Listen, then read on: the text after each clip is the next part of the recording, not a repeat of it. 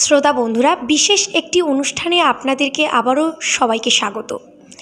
সাথে আমি আছি আরজে রিয়া, এবং আমার সাথে আজ আছেন শিশু বিশেষজ্ঞ ডক্টর সিদ্ধার্থ মুখোপাধ্যায়, এবং তিনি ইতিহাসবিদ।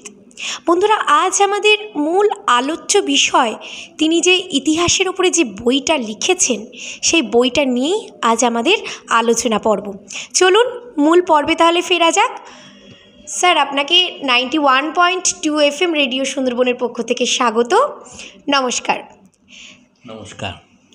তোমাদেরকেও আমি ধন্যবাদ জানাই আমাকে এই সুযোগটা করে দেওয়ার জন্য।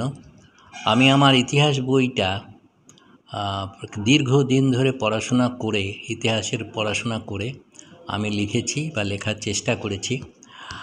আমার বইয়ের যেটুকু অংশ আমি বলছি তা মোটামুটি খ্রিস্টপূর্ব সপ্তম শতক থেকে খ্রিস্টাব্দ 1300 শতক পর্যন্ত এই বইটা ব্যাপ্তি। এই 2000 বছরের মধ্যে ভারতবর্ষে কী কী জিনিস ঘটেছিল আমি সেটাই বর্ণনা করার চেষ্টা করেছি। আমি এই বইটি রচনা করার সময় সাহায্য নিয়েছি, অনেক বিদেশি লেখকের সাহায্য নিয়েছি। আমি স্থানীয়দের সাহায্য বিশেষ কিছু নিতে পারিনি, কারণ তারা অধিকাংশ ক্ষেত্রেই কতগুলি অবৈজ্ঞানিক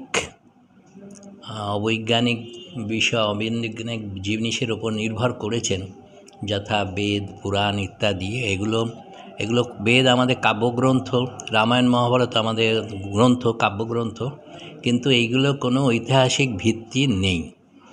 এখন ঐতিহাসিক ভিত্তি বলতে আমরা আর্কিওলজিক্যাল প্রমাণই বলবো, বা কোনো রাজার মুদ্রাতে যদি থাকে সেইটা থেকে। আমি যাদের কথা বলছি তারা বিশেষভাবে বিশেষজ্ঞ। প্রফেসর টি রাইস ডেভিস, উনি হচ্ছিলেন অক্সফোর্ড ইউনিভার্সিটির একজন প্রফেসর। ওনার বই বুদ্ধিস্ট ইন্ডিয়া আপনারা পড়ে দেখতে পারেন, এবং তার মধ্যে উনি ভারতবর্ষে সেই সময়কার বর্ণনা করেছেন। আরেকজন বিখ্যাত ব্যক্তির নাম করতে হয় মেগাস্থেনিসের ইন্ডিকা। বইটা হচ্ছে ancient India as by Megasthenes and Arrian. Professor McCrindle এটা অনুবাদ করেছেন। এই বইটা থেকে আপনারা সেই সময়ে ভারতের ইতিহাস, ভারতের পরিস্থিতি 2300 বছর আগে যখন গ্রিক দার্শনিক মেগাস্থেনিস ভারতে এসেছিলেন এবং 12 বছর কাটিয়ে গেছেন, তখন উনি কিন্তু এই বইটা রচনা করে গেছেন। এই বইটার একটা উপায়, এই বইটার মধ্যে ওনার বই থেকে পড়ে আমি যেটা পেয়েছি, যে সেই সময় ভারতবর্ষে কোনো জাত ব্যবস্থা ছিল না। মানে রাজা ছিলেন নিশ্চয়ই, রাজা তো থাকবেনই, তার সঙ্গে তার পারিষদ, রাজকর্মচারী, অমাত্য, মন্ত্রী, তার সঙ্গে তার ছিলেন আরও ধরুন সরকারি আরও কর্মচারী, টাকা কড়ি কালেক্টর ইত্যাদি। তারপরে ছিলেন চাষি শ্রেণী, তারপরে ছিল সৈনিক শ্রেণী। কিন্তু সেই সময় অন্তত উনি কোনো রকম ব্রাহ্মণ, বৈশ্য, শূদ্র, ক্ষত্রিয় দেখে যাননি।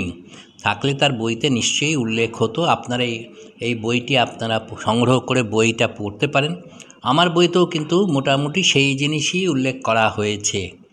আমি একটু সাধারণ থেকে একটু আলাদা করে বলছি এই কারণে, যে জিনিসটাকে আপনাদেরকে সহজভাবে আসল ইতিহাসকে সামনে আনার চেষ্টা করা হয়েছে। আমরা জানি মগধ সেই সময় ভারতবর্ষে 16খানি জনপদ ছিল।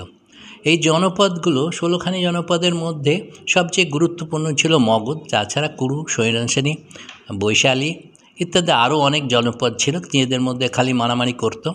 পরে মগধের রাজারা বিশেষভাবে শক্তিশালী হয়ে তারা কিন্তু পুরো জায়গাটা দখল করে বিশেষত সম্রাট অশোকের সময় ভারতবর্ষের সীমানা, ভারতবর্ষ ছাড়িয়ে একদম আফগানিস্তান পর্যন্ত বিস্তৃত ছিল, এদিকে বাংলাদেশ পর্যন্ত বিস্তৃত ছিল, আরাকান প্রদেশের আগে পর্যন্ত অশোকের সীমানা ছিল।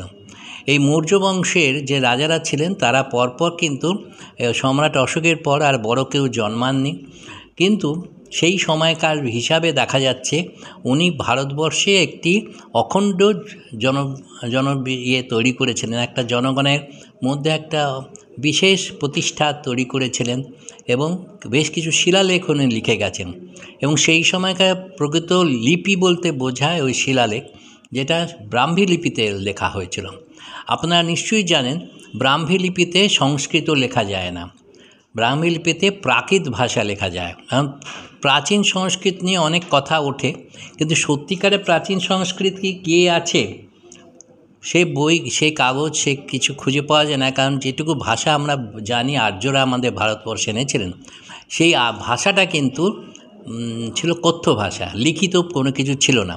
লিখিত না থাকলে কোনো জিনিস বছরের পর বছর চলতে থাকলে সেই ভাষাটার আস্তে আস্তে পরিবর্তন হতে থাকে। এটা ভাষাবিদরা বলে থাকেন যে লেখাটা দরকার। সেদিক থেকে বলা যায় কোরআনকে, যেটা 1100 শতকে লেখা হয়েছিল প্রথম কোরআন, তাতে কিন্তু পুরো তারা যে লেখাটা পেয়েছিলেন সেটাকেই তারা চালু করে রেখেছেন, যার জন্য কোরআন এখনও অপরিবর্তনীয়। মানে ওরা যেটা পবিত্র গ্রন্থ হিসেবে যেটা করেছেন সেটা কিন্তু তারা সেইভাবেই রেখেছেন। কিন্তু হিন্দু ধর্মগ্রন্থে সেরকম কিছু দেখতে পাওয়া যায় না। আমি ধর্মগ্রন্থ নিয়ে বিশেষ কথা বলবো না, কারণ ধর্ম নিয়ে আমার জায়গাটা আলোচনা নয়। আমি যেটা বলবো সেটা হচ্ছে আমাদের সাধারণ মানুষের জীবনযাত্রা নিয়ে আমি বেশি করব। সেটা আমার বইতে পাবেন। আর হিউয়েন সাং যখন ভারতবর্ষে এসেছিলেন খ্রিস্টাব্দ 7ম শতকে, তার আগে ঘুরে গেছেন ফাইয়েন, তারা কিন্তু ভারতবর্ষ সম্পর্কে অনেক ডিটেল লিখে গেছেন। এবং তাদের যেটা ছিল সেটাকে বলে আঁখো দেখা হাল, মানে নিজের চোখে দেখেছেন এবং লিখেছেন, যার জন্য তাদের লেখাটা অনেকখানি বস্তুনিষ্ঠ ছিল। এবং সেই সময় তারা কিন্তু তারা ইয়েতেও গিয়েছেন, আমাদের এখন যাকে অযোধ্যা বলে সেখানে গিয়েছেন, তারা ইয়েতে গিয়েছেন, আপনার বৈশালী গেছেন, তারপরে বুদ্ধদেব যেখানে যেখানে গিয়েছিলেন সব জায়গায় গিয়েছিলেন। এবং পর্যন্ত তো আমাদের হিউয়েন সাং তো এদিকে অনেক দূরে গিয়ে এসেছিলেন, তিনি এদিকে আসামেও গিয়েছেন, বাংলাতেও এসেছেন, এবং ইনি সর্বত্রই বৌদ্ধ ধর্মের অনুগামীদের দেখেছেন। কিছু কিছু জৈন ধর্মের লোকও পেয়েছেন, কিন্তু আজীবক শ্রেণীও সেই সময় উনি দেখেছেন, কিন্তু উনি কিন্তু সেইভাবে কোনো আর কোনো ধর্মের ব্যাপার উনি লক্ষ্য করেননি।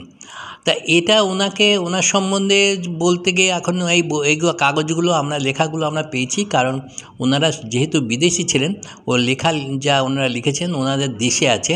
আমাদের দেশে অধিকাংশ গ্রন্থই নষ্ট হয়ে গেছে, সুতরাং আমরা এখন কিছু পাই না। যেটুকু যা ছিল নালন্দা ইউনিভার্সিটিতে, নালন্দা ভারতবর্ষে একটা খুব গুরুত্বপূর্ণ ইউনিভার্সিটি, প্রায় 800 বছর ধরে গুপ্তরাজেরা প্রতিষ্ঠা করেছিলেন। এখন গুপ্তরাজারা এইটাকে কিন্তু মানে কুমারগুপ্ত বলে একজন প্রতিষ্ঠা করেছিলেন, এবং তিনি এই রাজবংশটাকে অনেকে অনেক কিছু বলে থাকেন, কিন্তু উনি নিজের জিনিসটা ভালো করে বুঝিয়ে বলেছিলেন যে আসল ভারতবর্ষের ইতিহাস জানাতে গেলে একটা ভালো ইউনিভার্সিটি বা শিক্ষাকেন্দ্র দরকার। এবং সেই শিক্ষাকেন্দ্রে ওখানে নালন্দাতে অনেক কিছুই পড়ানো হতো, ইতিহাস, ভূগোল, বিজ্ঞান, এমনকি তারা অনেক সায়েন্সের অনেক কিছু গুরুত্বপূর্ণ জিনিসও তারা বিচার করতেন, তারা বর্ণনা করেছেন। অ্যাস্ট্রোনমি খুব গুরুত্ব পেয়েছিল। এখন এই যে জিনিসগুলো ঘটেছিল সেটা কিন্তু প্রায় 800 বছর ধরে চলেছে। ভারতকে সেই জন্য সেই সময় বিশ্বগুরু বলে আখ্যা দেওয়া হতো। আর সেই বিশ্বগুরু তারপরে ধীরে ধীরে ধীরে ধীরে ভারতবর্ষে পতন ঘটে। আমরা জানি, এই যে একটা জিনিস না বললেই নয়, সেটা বলে জেনে রাখা উচিত, যে সেই সময় কিন্তু তোমারও জেনে রাখা উচিত যে ভারতবর্ষে 7ম শতাব্দী অবধি এটা জেনেটিক স্টাডিতে তোমরা যদি পড়তে পারো, তাতে অ্যানসিয়েন্ট ইন্ডিয়ান্স বলে একটা বই আছে, বা আর্লি ইন্ডিয়ান্স, সেই বইতে কিন্তু উনি পরিষ্কার জেনেটিক স্টাডি করে উনি বলেছেন যে ভারতবর্ষে দেখা গেছে 6ষ্ঠ শতাব্দী বা 7ম শতাব্দী অবধি আন্তর্বিবাহ চালু ছিল। মানে বিদেশি ব্রাহ্মণদের সঙ্গে এদেশে লোকেদের বিবাহে কোনো অসুবিধে ছিল না, কিন্তু কোনো এক কারণে 7ম 8ম শতাব্দীতে সেই বিবাহটা বন্ধ হয়ে যায়। আমরা বিদেশি ব্রাহ্মণ বলতে বিদেশি ব্রাহ্মণ বলতে আমরা বলবো যারা ভারতবর্ষের বাইরে থেকে এসেছেন। আর আমি এইটাও লিখেছি, আমার নিজের জেনেটিক স্টাডি, ডিএনএ স্টাডি করেছি, এবং তাতে দেখা যাচ্ছে আমার পূর্বপুরুষরা প্রায় 3 থেকে 4 হাজার বছর আগে ককেশাস অঞ্চলে থাকতেন, তারপরে হয়তো তারা আস্তে আস্তে মাইগ্রেট করেছেন। এখন তখনকার দিনে মাইগ্রেশন, তখনকার দিনে তো এই দেশ ভাগ দেয়াল ভাগ অত ছিল না, তারা অনেকেই এ দেশে ও দেশে ঘুরে বেড়াতেন, হয়তো ভাগ্যান্বেষণেই তারা এদেশে এসেছিলেন। এবং তাদেরকে এবং আরও অনেক কিছু কথা আছে, তারা অনেক কিছু, যদি আপনারা ইয়েগুলো পড়েন, বেদ রামায়ণ পড়েন, তাহলে লক্ষ্য করবেন যে সেখানে মাংসভক্ষণ, গরুর মাংসভক্ষণও আছে। তা যাই হোক, সেখানে আমি আলোচনা করতে চাই না, ওদিকটা আরও অন্য দিক হয়ে যায়, কারণ এখনকার দিনে ব্রাহ্মণরা আর গরুর মাংস খান না। কিন্তু জিনিসটা হচ্ছে যে গরুর মাংস খান না কেন, না গরুর মাংস আমাদের দেশে গরমের আবহাওয়াতে হজম করা বা করা অসুবিধা আছে, সেই সব কারণেই হয়তো ওনারা বাড়ি যান। কিন্তু একটা জিনিস আপনারা জেনেটিক স্টাডিতে খুব বিশেষ করে জেনে রাখুন, যদি কেউ দুধ খেয়ে হজম করতে পারেন অ্যাডাল্ট বয়সে, আমার মনে হয় তোমার পদবী বোধ হয় মুখার্জি, তো আমার মনে হয় তুমি পারবে, এবং আমি পারি, এবং অনেকেই আমি জানি যারা পারে, এবং অনেকেই আবার জানি যারা পারে না। যারা পারেন না তারা দুধ বা ব্যাপারটা নিয়ে বেশি দিন কার্যকারিতা করছেন না, কারণ যারা আর্য বাইরে থেকে এসেছিলেন তারা এই গরু নিয়েই তাদের কাজ ছিল, গরু আর ঘোড়া, ভেড়া, এই 3টে নিয়েই তাদের কাজ ছিল, পশুপালক প্রাণী জীবিকা ছিল। কারণ তাদের জেনেটিক্সে কিন্তু একটি বিশেষ জিন আছে, যাতে কিন্তু যারা বেশ সময় ধরে তারা দুধ খেয়ে যাবেন, তাদের কিন্তু কোনো অসুবিধা হবে না। কিন্তু যারা পূর্বতন এই দেশের অধিবাসী, যারা অনেক দিন এখানকার প্রাচীন অধিবাসী, সে নিয়েও অনেক কথা আছে, সেটা আমার আগের নেক্সট বইতে থাকবে। সেই জন্য তারা কিন্তু এই দুধ হজম করতে পারতেন না। এখানকার লোকরা পারেন না, কিন্তু ব্রাহ্মণরা পারেন। এখন পারেন হয়তো তার জেনেটিক এই ক্ষমতার জোরেই হয়তো পারেন, কিন্তু যেটা জানার দরকার যে এই যে ভাগাভাগি ব্যাপারটা, এটা কিন্তু এসেছিল খ্রিস্টাব্দ আপনার 799 খ্রিস্টাব্দে শঙ্করাচার্যের জন্ম ঘটেছিল। আপনারা হয়তো জানেন, শঙ্করাচার্যের ওই কাগজটা তুমি দেখাও একবার, ওই ফটোটা, শঙ্করাচার্যের শঙ্কর ভাষ্যটা একবার পড়ুন, তাতে আপনারা কিন্তু জানতে পারবেন শঙ্করাচার্য কোন জায়গা থেকে, মানে আমাদের ভারতে আমাদের সম্পর্কে এসেছিলেন। মানে ওই শঙ্করাচার্য, এইটা শ্রী শঙ্করাচার্য, এনার নাম খুব বিখ্যাত, এবং ইনি একটি লেখা লিখেছেন। আমি অবশ্য বইটা তোমাদের দিয়েছি, এটা যদি একটু দেখাও, এটা দেখবে, এটা ফটো তোলা হয়েছে, নিচে দেখো উনি কি লিখছেন। শঙ্কর ভাষ্য, এখানে উনি লিখছেন যে হিন্দুদের, ব্রাহ্মণদের, তখন হিন্দু ছিল না, হিন্দু কথাটাই ছিল না। উনি লিখছেন যে যদি কোনো কেউ শূদ্র কথা শোনে, বেদ পড়ে বা কানে শোনে, তাহলে তার কানে সীসা ঢেলে দাও, জিভ কেটে দাও যদি উচ্চারণ করে। এটা কিন্তু শঙ্কর ব্রহ্মসূত্র ভাষ্য 1338, এটা একটি জায়গা। আমি কেন বললাম, এটা উল্লেখ করলাম এই কারণে যে আমার কোনো ধর্মের বিষয়ে আমার বলার কিছু নেই, কিন্তু জিনিসটা হচ্ছে যে এই সময় একদিন ভারতবর্ষে বুকে এনারা আমাদের দেশে, মানে এই জিনিসগুলো প্রথমে ছিল না, পরে এখন চালু হয়ে গেল। এখন আপনারা যদি জানেন, ভালো করে একটু পড়বেন। আমি কেন ইতিহাস বলছি, আপনি এক জায়গাগুলো ইতিহাস বইতে আপনারা পাবেন না। আপনারা যে ভাষায় আমরা সংস্কৃত লেখা হয় সেটা হচ্ছে দেবনাগরী লিপি। দেবনাগরী লিপি আপনারা বইয়েতে খুঁজে দেখুন, সেটা 12 শতাব্দীতে এসেছে। এই সবে 12 শতাব্দী, মানে কতদিন, 800 বছর আগে। এখন হাজার হাজার কোটি কোটি বছর একটা সব হিসেব দেওয়া হয়, কোন বেদ নাকি 1,96,00,000 বছর আগে তৈরি হয়েছিল।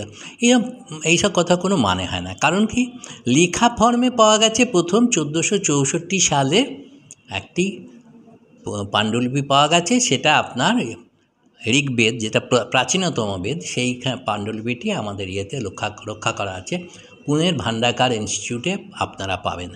এখন এই সমস্ত ইতিহাসের মধ্যে আমি জানি না, আমার পুরনোতন, আমার আগে অনেক অনেক নামি দামি ঐতিহাসিক এসেছেন এবং তারা অনেক কিছু বলেছেন।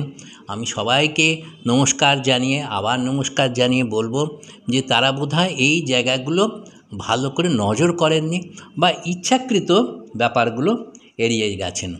তখনকার দিনে মানুষ খুব সুখে শান্তিতে ছিল, আমি সেগুলো লক্ষ্য করেছি।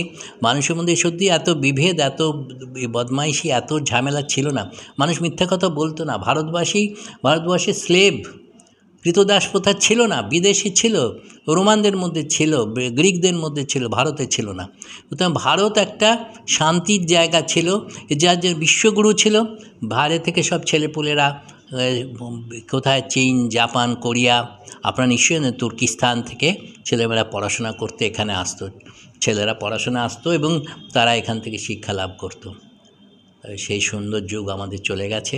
তারপরে এখন এই কাটাকাটি মারামারির মধ্যে আমরা পড়ে গেছি। আমি আমার বইতে চেষ্টা করেছি এই বিষয়গুলো সামনে আনা। বাকিটা আপনারা আমার বই পড়লে বুঝতে পারবেন। এই বইতে আমি আপনারা দেখুন ছবি কভার ফটোটা আছে নালন্দা ইউনিভার্সিটি, যেটাকে পুড়িয়ে দেওয়া হয়ে গেছিলো, সেটারও একটি ইতিহাস আছে। তা আমার বইতে সবই পাবেন, আপনারা বইটি পড়ুন, জানতে পারবেন। ধন্যবাদ। খুব সুন্দর করে উনি এতক্ষণ ধরে বললেন আমাদের ভারতের ইতিহাসের কথা।